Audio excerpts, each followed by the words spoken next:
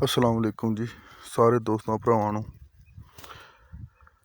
ते जी भाई अज्ज मैं मल्लू मोड़ मंडी च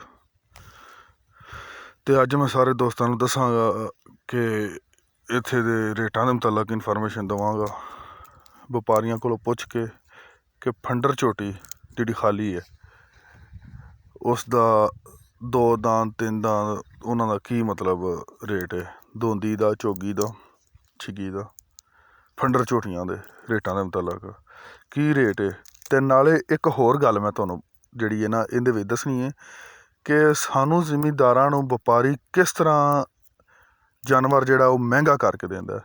साडे किले ते जानवर सस्ता हुंदा है लेकिन मंडी जा के विकण च ओह् साडे किले तो मंजी जांदियां नूं हो सकदा 20-25 हज़ार दा फर्क पै जाए। ਉਹ ਜਿਹੜਾ ਇੰਨਾ ਫਰਕ ਕਿਵੇਂ ਪੈਂਦਾ ਹੈ, ਉਹਦੇ ਸਾਡੀ ਜ਼ਿਮੀਂਦਾਰਾਂ ਦੀ ਕੀ ਗਲਤੀ ਹੈ ਕਿ ਜਿਹੜਾ ਆਪਣਾ ਜਾਨਵਰ ਦਿੰਦੇ ਆ ਫਿਰ ਅਸੀਂ ਜਾਨਵਰ ਲੈਣ ਜਾਂਦੇ ਹਾਂ ਤਾਂ ਕੀ ਗਲਤੀ ਕਰਨੇ ਆ, ਕਿਉਂ ਇੰਨਾ ਮਹਿੰਗਾ ਸਾਨੂੰ ਮਿਲਦਾ, ਸਾਡੇ ਇਤਫਾਕ ਨੇ ਕੀ ਵਜ੍ਹਾ, ਕਿਉਂ ਐਡਾ ਹੁੰਦਾ। ਨਾਲੇ ਮੈਂ ਤੁਹਾਨੂੰ ਇਹ ਦੱਸਾਂਗਾ ਇਹ ਹੁਣ ਜਿਹੜੀਆਂ ਮੈਂ ਤੁਹਾਨੂੰ ਵਿਖਾ ਰਿਹਾ ਇਹ ਨੇ ਫੰਡਰ ਝੋਟੀਆਂ ਨਾ ਬਾਜ਼ਾਰ ਵਿੱਚ ਮੰਡੀ ਵਿੱਚ ਖੜੀਆਂ ਨੇ ਤੇ ਇਹਨਾਂ ਦਾ ਨਾਲੇ ਮੈਂ ਤੁਹਾਨੂੰ ਪੁੱਛ ਕੇ ਦੱਸਾਂਗਾ ਕਿ ਉਹ ਰੇਟ ਮੰਗ ਕੀ ਰਹੇ ਨੇ। ਨਾਲੇ ਇੱਕ ਹੋਰ ਗੱਲ ਮੈਂ ਤੁਹਾਨੂੰ ਦੱਸਾਂਗਾ ਕਿ ਅੱਜ ਸੁਬਾਹ ਇਹਨਾਂ ਵਪਾਰੀਆਂ ਇਸ ਮੰਡੀ ਦੇ ਵਿੱਚੋਂ ਹੀ ਇਹ ਝੋਟੀਆਂ ਕਿੰਨੇ ਖੁਦ ਖਰੀਦੀਆਂ ਨੇ ਤੇ ਹੁਣ ਕਿੰਨਾ ਮੁਨਾਫਾ ਲੈਣਾ ਚਾਹ ਰਹੇ ਨੇ।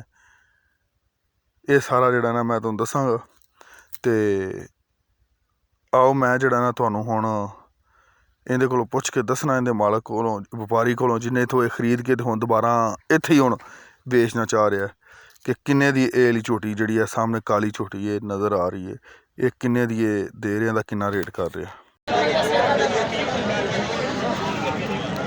ਇਹ ਵੇਖ ਲਓ ਇਹਦਾ ਜੀ ਹੁਣ ਮੈਂ ਤੁਹਾਨੂੰ ਰੇਟ ਪੁੱਛ ਕੇ ਦੱਸਣਾ ਕਿ ਇਹ ਫੰਡਰ ਝੋਟੀ ਦਾ ਕੀ ਰੇਟ ਹੈ। ਚਾਚਾ ਜੀ ਕੀ ਰੇਟ ਕਰਦੇ ਹੋ ਵੈਸ਼ ਦਾ, ਇਹਦਾ ਕੀ ਰੇਟ ਕਰਦੇ ਹੋ ਵੈ? ਕਿਹੜੀ ਦਾ? ਕਾਲੀ ਦਾ ਜੀ? ਕਾਲੀ ਦਾ 270।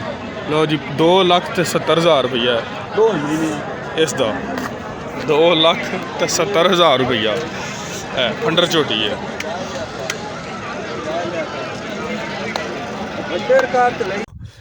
ਅੱਛਾ ਇਸ ਬੰਦੇ ਨੇ ਸੁਬਾਹ 1,80,000 ਰੁਪਏ ਦੀ ਨਗਦ ਇੱਥੇ ਨਾ ਖਰੀਦੀ ਹੈ ਸਾਡੇ ਸਾਹਮਣੇ, 1,80,000 ਤੇ ਇਸ ਬੰਦੇ ਨੂੰ 2 ਲੱਖ ਰੁਪਏ ਇਸ ਦਾ ਕਹਿ ਤੇ ਬੰਦਾ ਨਹੀਂ ਦੇ ਰਿਹਾ, 20,000 ਰੁਪਏ ਵੀ ਮੁਨਾਫਾ ਲੈ ਕੇ ਬੰਦਾ ਨਹੀਂ ਦੇ ਰਿਹਾ।